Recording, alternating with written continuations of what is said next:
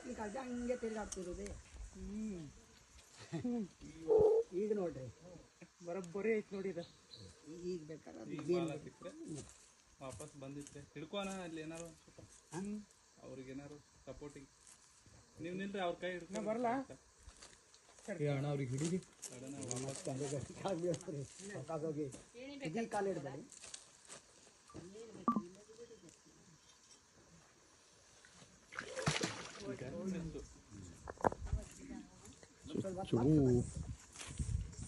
ಈಗ ಒಂದು ಫೋಟೋ ಈ ಫೋಟೋ ಹೊಡ್ತಾರೆ.